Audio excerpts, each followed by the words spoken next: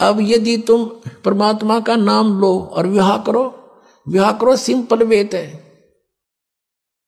और वैसे नहीं, लोग दिखावा नहीं, जैसे हम इस बात से परिचित हों तब हम इससे हट सकते हैं। जैसे गीता जी अध्याय नंबर 7 के श्लोक नंबर 29 में कहा है कि जो तत्ब्रह्म से परिचित हो गया और सारे अध्यात्म ज्ञान से और सभी कर्मों से परिचित हो गया, वही उस परमात्मा के पाने का, जरा और मरण से छूटने का प्रयत्न करता है, और नहीं कर सकता। वो तो यहाँ बकवाद चाहता है।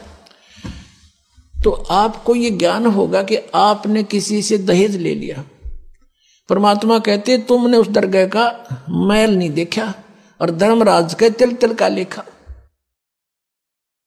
तो आप किसी से पैसे लेते हो रिश्वत से, चोरी से, या वैसे कोई धोखा दे करके लेकर नहीं देते हो, आपने एक एक पाई पाई का हिसाब देना पड़ेगा।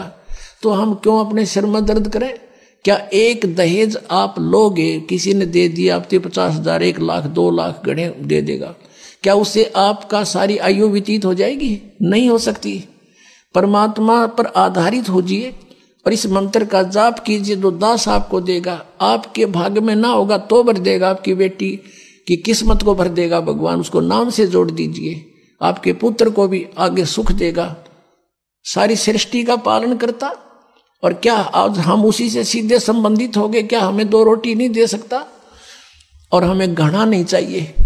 यदि मोक्ष पाना है और जन्म मृत्यु से पीछा छुटवाना है, जरा और मरण से बचना है, तो ये क्रियाएं दास जैसे बताओ ऐसे करना।